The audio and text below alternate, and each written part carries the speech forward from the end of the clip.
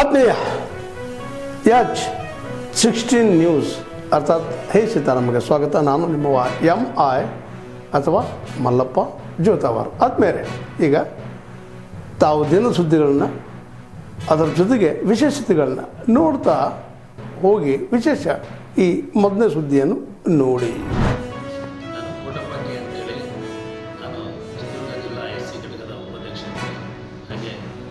ಜಿಲ್ಲಾ hospital ARS committee member ಇದ್ದೀನಿ.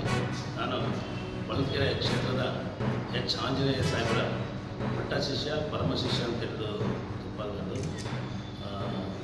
ಆಂಜನೇಯನವರಿಗೆ MLC ಸ್ಥಾನ ಹಾಗೂ ಮಂತ್ರಿ ಮಾಡಲು ನನ್ನದೊಂದು ಮನವಿ ಇದೆ, ವಿಶೇಷವಾದ ಮನವಿ ಇದೆ.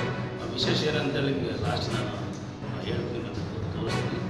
ನನ್ನದೊಂದು ವಿಶೇಷ ಮನವಿ ಏನಂತೇಳಿದರೆ, ಇಡೀ ರಾಜ್ಯದಲ್ಲೇ ಮಾದಿಗ ಸಮುದಾಯವನ್ನು ಸಂಘಟನೆ ಮಾಡುವಂಥ ಶಕ್ತಿ ಯಾರಿಗರಿದ್ದರೆ ಅದು ಆಂಜನೇಯರಿಗೆ ಮಾತ್ರ. ಅಂದರೆ ನಮ್ಮ ಮಾದಿಗ ಸಮುದಾಯದಲ್ಲಿ ಬೇರೆ ಬೇರೆ ಲೀಡರ್ಗಳು ಇದರಿಲ್ಲ ಅಂತ ಹೇಳ್ತಾರೆ. ಆದರೆ ಆಂಜನೇಯ ಯಾವುದಾದ್ರೂ ಒಂದು ಜಿಲ್ಲೆಗೆ ಹೋಗಿ ಸೇರ್ಕೊಂತಾರೆ ಬರ್ತಿದ್ದಾರೆ ಅಂತ ಹೇಳಿದ್ರೆ ನೂರಾರು ಜನ ಸೇರುವಂಥ ಶಕ್ತಿ ಏನಾರಿದ್ದರೆ ಅದು ಮಾದಿಗ ಸಮುದಾಯ. ಅವರನ್ನು ಇಂದಿನ ಚುನಾವಣೆಯಲ್ಲಿ 2023 ಚುನಾವಣೆಯಲ್ಲಿ ಪ್ಯಾಕೇಜ್ ಮಾಡಿ ಸೋಚಿದ್ರು. ಆಂಜನೇಯ ಗೆದ್ದರೆ ಜಿಲ್ಲಾ ಮಂತ್ರಿ ಆಗ್ತಾನೆ ಅಂತೇಳಿ ಕೆಲವರು ಕಾಲಿಡೋದು, ಆಂಜನೇಯ ಗೆದ್ದರೆ DCM ಆಗ್ತಾನೆ ಅಂತೇಳಿ ಸ್ಟೇಟ್ ಅವ್ರು ಕಾಲಿಡೋದು. ಹೀಗಾಗಿ ಅಲ್ಲಿ ಎಲ್ಲ ಸೇರಿಬಿಟ್ಟು ಪ್ಯಾಕೇಜ್ ಮಾಡಿ ಸೋಲ್ಸಿರೋದು. ಸರಿ, ಚುನಾವಣೆಲ್ಲ ಸೋತಿದ್ವಿ, ಸೋಲು ಗೆಲುವು ಅದು ನೆಕ್ಸ್ಟ್ ಅದು ಇದಿದೆ ಚುನಾವಣೆಯಲ್ಲಿ. ಆದರೆ 2028 ಚುನಾವಣೆಗೆ ಕಾಂಗ್ರೆಸ್ನವರು ಮಾದಿಗ ಸಮುದಾಯದ ಮತಗಳನ್ನೇನಾದರೂ ಮತ್ತೆ ಕೇಳಬೇಕು, ಕ್ರೋಢೀಕರಿಸಬೇಕು, ಮಾದಿಗ ಸಮುದಾಯದ ಓಟ್ ಬೇಕು ಕಾಂಗ್ರೆಸ್ ಪಕ್ಷಕ್ಕೆ ಅಂತ ಹೇಳಿದ್ರೆ ಈಗೇನು 5 MLC ಡೈರೆಕ್ಟ್ ನಾಮಿನೇಟೆಡ್ ಏನಿದ್ದಾವೋ, ಸರ್ಕಾರ ಮಾಡುವಂಥ ನಾಮಿನೇಟೆಡ್ ಏನಿದ್ದಾವೋ ಅದರಲ್ಲಿ ಆಂಜನೇಯರೊಬ್ಬನ್ನ MLC ಮಾಡಿ ಮಂತ್ರಿ ಮಾಡದೆ ಹೋದರೆ 23ರ ಇಂದಿನ ಚುನಾವಣೆಯಲ್ಲಿ 18ರ ಚುನಾವಣೆಯಲ್ಲಿ ನಮ್ಮ ಸಮುದಾಯದ ಹಿರಿಯಣ್ಣರಾದಂಥ ಇನ್ನೊಂದು ಸಮುದಾಯ, ಸೋದರ ಸಮುದಾಯ ಕಾಂಗ್ರೆಸ್ಸನ್ನು ಕೈ ಬಿಟ್ಟಿತ್ತು. ನಮಗೆಲ್ಲರಿಗೂ ಗೊತ್ತಿದೆ ಕಾಂಗ್ರೆಸ್ಸನ್ನು ಕೈ ಬಿಟ್ಟಿದ್ದು. ನಮಗಿಂತ ಹಿರಿಯಣ್ಣ ನಮ್ಮ ಸೋದರ ಸಮಾಜ ಅದನ್ನು ಕಾಂಗ್ರೆಸ್ಸನ್ನು ಕೈ ಬಿಟ್ಟಿತ್ತು. BJPಗೆ ಅವರು ಕೈ ಜೋಡಿಸಲು 104 ಸೀಟ್ ಬಂದರು. ಮುಂದಿನ ಚುನಾವಣೆ 28ರ ಚುನಾವಣೆಯಲ್ಲಿ ಮಾದಿಗ ಸಮುದಾಯ ಕಾಂಗ್ರೆಸ್ಸನ್ನು ಕೈ ಬಿಟ್ಟರೆ ಅಧಪತನಕ್ಕೆ ಹೋಗೋದಂತೂ ಸತ್ಯ. ಯಾಕಂದ್ರೆ ನಾವು ರಾಜ್ಯದಲ್ಲಿ 50 ಲಕ್ಷ ಜನ ಇದ್ದೀವಿ ನಾವು.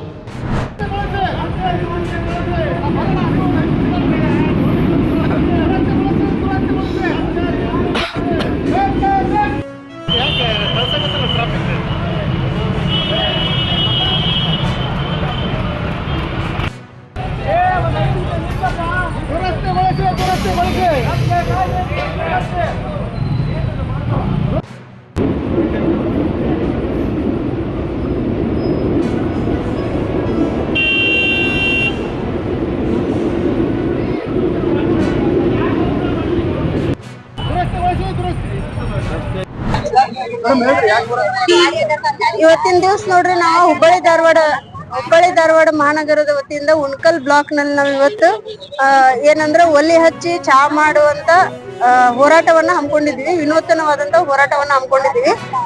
ಏನಂದ್ರೆ ಕೇಂದ್ರ ಸರ್ಕಾರ ಸಿಲಿಂಡರ್ ರೇಟ್ ಅನ್ನ ದಿನದಿಂದ ದಿನಕ್ಕೆ ಹೆಚ್ಚು ಮಾಡ್ಕೊಂತ ಹೊಂಟೈತಿ. ಏನಂದ್ರೆ ಈ 3 ತಿಂಗಳದೊಳಗನ 2 ಸಲ ಸಿಲಿಂಡರ್ ರೇಟ್ ಹೆಚ್ಚಾಯ್ತು. ಮೊನ್ನೆನು ಮತ್ತೆ 29 ರೂಪಾಯಿ ಏರ್ಸೈತಿ. ಒಟ್ಟಾರೆ 950 ರೂಪಾಯಿ ರೇಟ್ ಆಗೈತಿ ಈ ಸಿಲಿಂಡರ್ದು. ಏನಂದ್ರೆ ಬಡವರಿಗೆ ದಿನದಿಂದ ದಿನಕ್ಕೆ ಇದರಿಂದ ಬಹಳ ಹೊರೆ ಆಗತೈತಿ. ಈಗ ಮುಂಜಾನೆ ಸಂಜೆ ಮಠ ದುಡಿದ್ ಬಂದು ಅದೇ ದುಡ್ಡನ್ನ ತಂದು ಹೊಟ್ಟೆ ತುಂಬಿಕೊಳ್ಳುವಂತ ಕೂಲಿ ಕಾರ್ಮಿಕರಿದಾರ, ದಿನಗೂಲಿ ಮಾಡುವಂತ ಕೆಲಸಗಾರರಿದ್ದಾರ, ಅವ್ರಿಗೆ ಬಹಳ ತೊಂದರೆ ಆಗತೈತಿ. ಹಂಗಾಗಿ ನಾವು ಇವತ್ತು ಇಲ್ಲಿ ಹೋರಾಟವನ್ನು ಹಮ್ಮಿಕೊಂಡಿದೀವಿ. ಆಮೇಲೆ ಏನಂದ್ರೆ ಈಗ ಎಲ್ಲಾರ ನಾವು ಕಟ್ಟಿಗೆ ಹಚ್ಚಿ ಅಡಿಗೆ ಮಾಡ್ತೀವಿ ಅಂದ್ರೆ ಈಗ ಬಾಡಿಗೆ ಮನೆ ಒಳಗೆ ಇರ್ತಾರ. ಬಾಡಿಗೆ ಮನೆಯಾಗ ಇದ್ದಾಗ ಅಲ್ಲಿ ಅವ್ರು ಏನ್ ಓನರ್ ಇರ್ತಾರ, ಕಟ್ಟಿಗೆ ಹಚ್ಚಿ ಅಡಿಗೆ ಮಾಡಕ್ಕೂ ಕೊಡಂಗಿಲ್ಲ. ಅಂತ ಟೈಮ್ ಒಳಗ ಇವ್ರು ಏನ್ ಮಾಡ್ಬೇಕು ಬಡವರು? ಹಂಗಾಗಿ ನಾವು ಕೇಂದ್ರ ಸರ್ಕಾರಕ್ಕೆ ಆಗ್ರಹವನ್ನು ಮಾಡ್ತಾ ಇದೀವಿ. ಅದೇ ರೀತಿ ಮನವಿಯನ್ನು ಸಹ ಮಾಡ್ಕೊತಾ ಇದೀವಿ. ಸಿಲಿಂಡರ್ ರೇಟ್ ಅನ್ನ ಕೂಡಲೇ ಕಡಿಮೆ ಮಾಡ್ಬೇಕು, ಇಲ್ಲ ಅಂದ್ರ ಅವರು ರಾಜೀನಾಮೆಯನ್ನ ಕೊಡ್ಬೇಕಂತ ನಾವ್ ಇವತ್ತು ಕೇಳ್ಕೊತಾ ಇದೀವಿ. ಏನ್ರಿ, ಇವತ್ತಿನ ದಿವ್ಸ ನಾವಿಲ್ಲಿ ಒಲೆ ಹಚ್ಚಿ ಚಾ ಮಾಡೇವ್ರಿ. ಕುಡಿಲೇಬೇಕಲ್ರಿ, ಅಳ್ಕೋತಾದ್ರೂ ಕುಡಿಬೇಕ. ನಾವ್ ರೂಢಿ ಮಾಡ್ಕೊಳಕತ್ತೀವ್ರಿ ಒಲೆ ಹಚ್ಚಿ ಅಡಿಗೆ ಮಾಡೋದು. ಹಾಗೂ ನಮ್ಮ ಕರ್ನಾಟಕರು, ರಾಜ್ಯದ ಎಲ್ಲ ಕಾಂಗ್ರೆಸ್ನ ಮುಖಂಡರು ಮುಸಲ್ಮಾನರಿಗೆ ಅನ್ಯಾಯ ಮಾಡಿದ್ದಾರೆ. ಜಮೀರ್ ಅಹಮದ್ ಖಾನ್ ಅವರಿಗೆ DCM ಸ್ಥಾನ ಕೊಡ್ಲಿಕ್ಕಂದ್ರೆ, ಸಚಿವ ಸ್ಥಾನ ಕೊಡ್ಲಿಕ್ಕಂದ್ರೆ ಇನ್ನು ಮುಂದೆ ಬರುವ ದಿನಮಾನಗಳಲ್ಲಿ 2020 ಕಾಂಗ್ರೆಸ್ ಅವರಿಗೆ ಕೈ ಬಿಡಬೇಕಾಗುತ್ತದೆ. ಇದು ಎಚ್ಚರ, ಇದು ಎಚ್ಚರ.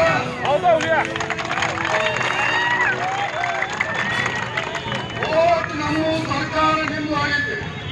ಅದಕ್ಕಾಗಿ ಏನಾದ್ರೆ ಮುಸಲ್ಮಾನರಿಗೆ ನ್ಯಾಯ ಯಾವಾಗ ಕೊಟ್ಟಾರ ಅಂತಂದ್ರೆ ಸಿದ್ದರಾಮಯ್ಯ ಅವರು ಕೊಟ್ಟಾರ. ಈ ತರ ಅನ್ಯಾಯ ಆಗಿದ್ದಿಲ್ಲ. ಈಗ ಶಿವಕುಮಾರ್ ಅವರೇ, ನಿಮಗೆ ಅಧಿಕಾರ ಸಿಕ್ಕತ್ತೆ, ಅಲ್ಪಸಂಖ್ಯಾತರನ್ನ ತುಳಿಯೋ ಪ್ರಯತ್ನ ಮಾಡಬೇಡಿ. ನೀವು ಇದೇ ರಾಜಕೀಯವಾಗಿ ಉದಾಹರಣೆ ನೀವು ಮಾಡಿದ್ರೆ ಇನ್ನು ಬರುವ ದಿನಮಾನಗಳಲ್ಲಿ ನಿಮಗೆ ರಾಜಕೀಯ ಭವಿಷ್ಯ ಇಲ್ಲ. ಅದಕ್ಕಾಗಿ ಇವತ್ತು ನಮ್ಮ ಕುಡಿಯುವಂತ ಎಲ್ಲಾ ಸಮಾಜದ ಹಿರಿಯರು, ಉಲಮಾ ಕಮಿಟಿ ಹಿರಿಯರು, ಅಂಜುಮನ್ ಹಿರಿಯರು, ಎಲ್ಲ ಹಳ್ಳಿ ಹಿರಿಯರು ಬಂದಿದ್ದಕ್ಕಾಗಿ ನಾವು ಮಾಲಿಕ್ ಅಂಜುಮನ್ ಅಂತ ಧನ್ಯವಾದಗಳು ಹೇಳ್ತೀವಿ.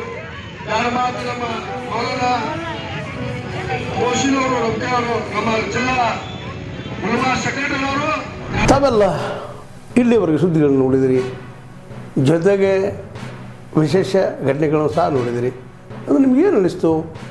ನಿಮಗೆ ಲೈಕ್ ಮಾಡಿರಿ, ಶೇರ್ ಮಾಡಿರಿ, ಕಾಮೆಂಟ್ ಮಾಡಿರಿ, ಜೊತೆಗೆ ಸಬ್ಸ್ಕ್ರೈಬ್ ನಡೆಸ್ಬೇಡ್ರಿ. H16 ನ್ಯೂಸ್ ಅರ್ಥಾತ್ ಸಿದ್ದರಾಮಯ್ಯ ಸತ್ಯದ ಕೈಗನ್ನಡಿ ವಂದನೆಗಳು.